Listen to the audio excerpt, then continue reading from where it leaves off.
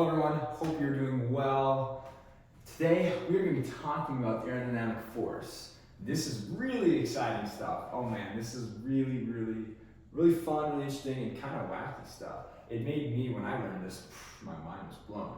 So I'm going to try to replicate that a little bit today and give you guys more information about aerodynamic force. So before we jump into the airfoils and other things associated with flight, let's talk about the three different types of forces, all right? So first things first, we have compression. And compression is when the forces are acting against each other right there in the same spot. This is compression.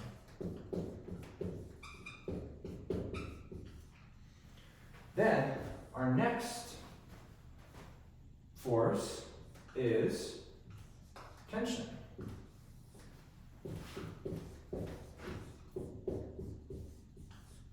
All right, so that's pulling away, this is tension. Then our final one, this is shear. And they're coming at each other at different sides, different angles. This is shear.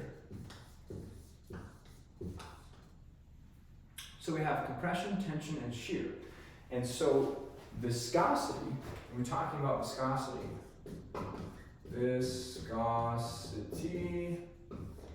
is talking about resistance to shear.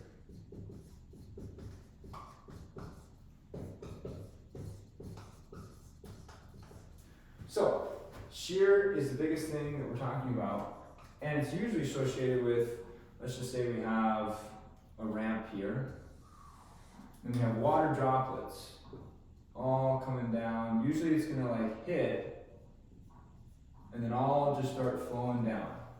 So this is a good example of viscosity, resistance to shear, and the three different types are of just forces. Three different types of forces. So now we kind of have a basic understanding of compression, tension, and shear, but the one that we're going to be focusing on is shear. In relation to viscosity, now we can talk about the environments that airfoils are in and other objects to help explain the aerodynamic forces at play. Okay, so let's consider, for example, we have a perfectly spherical ball.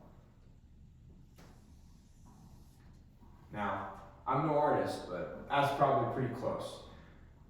When we have a non-moving, so this is stationary ball, just standing there right in the middle. Just think of a perfectly smooth marble or baseball without any of the stitches, okay?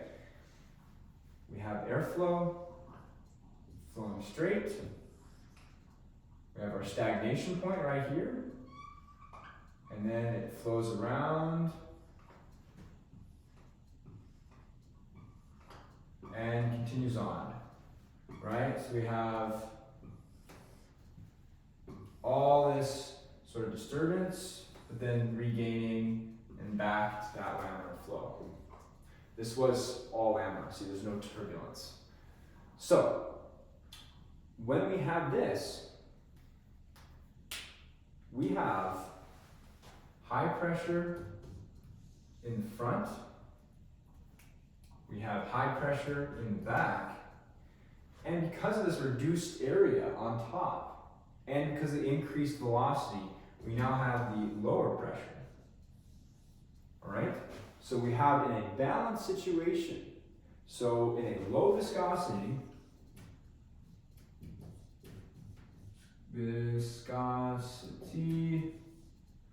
and we have non-rotating, it's not rotating.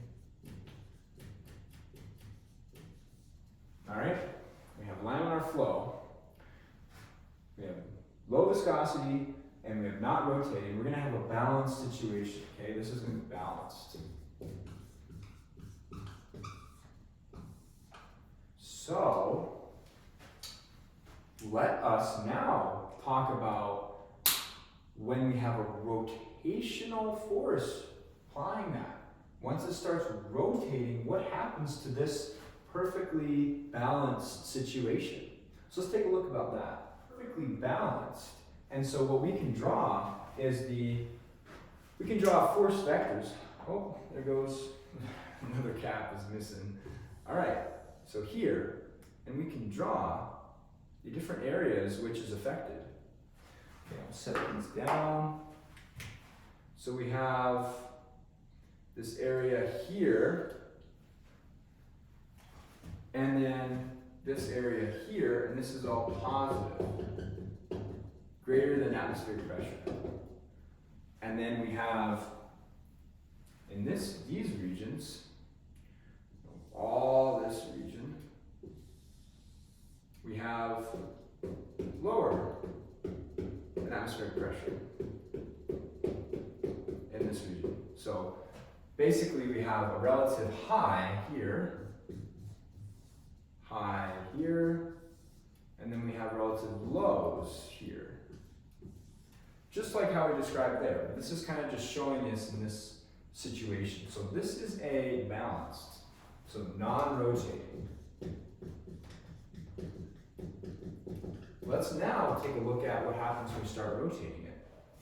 All right, so now I've kind of drawn this with a rotating. So now let's say this is rotating.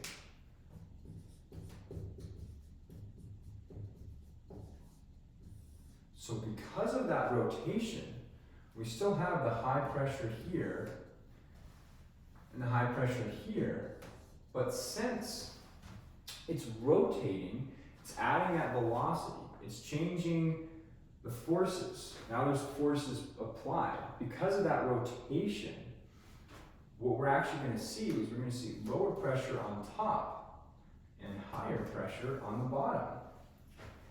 And so the reason for this is because when you have a rotational force, it actually acts, it gives a perpendicular force is now in addition to the other forces at work, it's now applying another force perpendicular to that flow. All right, so if you're rotating in one plane, it's going to give a perpendicular force of that rotation. So that is why we get an additional lift. We actually get more lift. Pressure differential. And then we get a net acceleration upward because of that rotation. So now let's take a look at what it would look like. Okay, so now I've kind of drawn this here of rotation,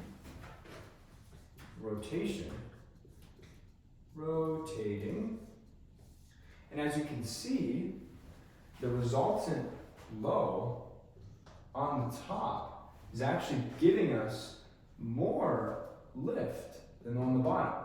The balanced one was equal on all the sides, but with that rotation, that increased velocity on top is going to give you more lift versus the bottom. So you're actually going to have, even though this is still lower pressure, you're still going to have higher pressure low relative. So when we're talking about lift, this is what actually occurs. So even though it's a perfectly round circle, and it has no airfoil, it's actually producing lift perpendicular because of the rotation and the increased velocity. So this is why, like if you are in sports and you throw a ball, if you have a curve to it, it'll actually pull off in one direction. Or I don't know if you've seen people drop a ball off a dam, off its wall, without spinning, it just goes straight down. And then if you give it a little bit of spin, it'll actually travel and go for very, very much further distance, way down the road, all because of that spinning. So because of the spinning, it's actually generating pressure differential and you're actually getting more lift. So now let's apply it to airfoils. And before I move on to airfoils, this is what is called the Magnus effect. I think it's Magnus. This is the Magnus effect. That rotational factor producing the lift, all right? So Magnus is the word you want to remember if they ask you about this. So this is aerodynamic forces at play. Now let's go talk about the airfoil. So now let's talk about a symmetrical airfoil and how it generates lift.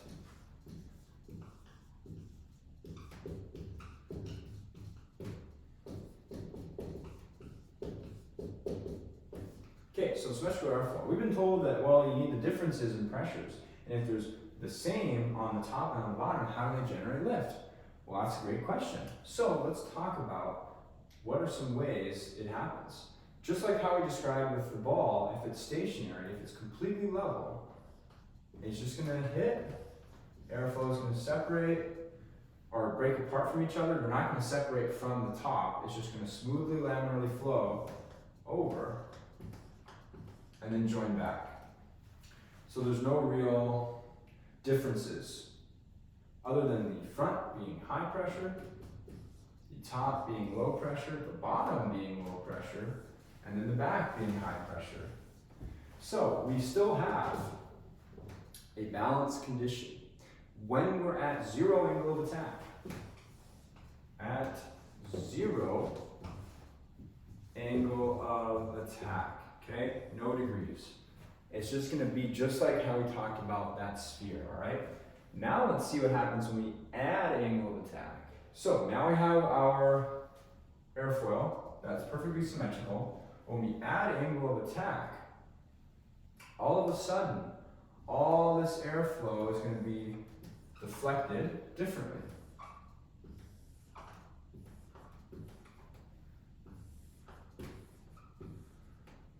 And it's going to still rejoin towards the back, but there's quite a difference in that airflow pattern. So we're going to be having a high pressure here underneath the wing, and because of that squeezed area, remember our area is smaller from our lift video.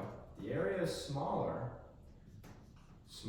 area, we're going to be increasing our velocity.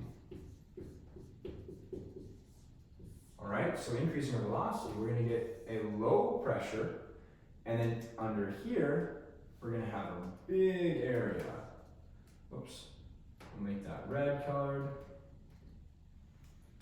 We have a big area. So we're going to have a really slower velocity. All right? So because of slower velocity, we're going to have a relative high underneath and then high on the back. So because of that, we then get our resultant force upward of high to low. So because you change the angle of attack, let's just say this angle of attack, I don't know, indicates like 12 degrees. You know, it's quite a lot, right? Because it looks pretty aggressive. That's an angle of attack about 12 degrees. You won't need 12 degrees to get lift, but if you have something, this is just kind of more than, I mean, this is an exaggeration drawing, but the base idea is that because you have that changing in velocity on top, even though it's a symmetrical airfoil, that change in velocity, that change in relative area is going to make it low pressure on top, high pressure, which if we relate back to, let's see, there's our airfoil. Let's talk about those vectors again. We're still going to have our high pressure pushing in. But now we're going to have this giant pull, okay? Giant pull. Well, let me erase this real quick. And then we have the lower pressure. And this is what it's going to look like. We're going to have a net rise. So it's going to be a suction on top of the wing, which is letting it lift. That's how your lift is generated. It's all about sucking. It's all suction. So this is why you can have a symmetrical airfoil and yet it still generates lift. So a lot of aerobatic aircraft have this so they can fly inverted and upright with the same airfoil shape, so they're not trading off anything. And so they can still fly because of this, because of that increased velocity, decreased area on top. So that is symmetrical airfoil. So here's a cover of basics on aerodynamic forces. So thank you so much for watching. Hope you enjoyed, hope you learned something new. I know it's a lot, so just remember to try to absorb some of it. You don't need to know all. And have a wonderful day, night, evening, wherever you are. Remember to stay cool, fly safe, and have fun.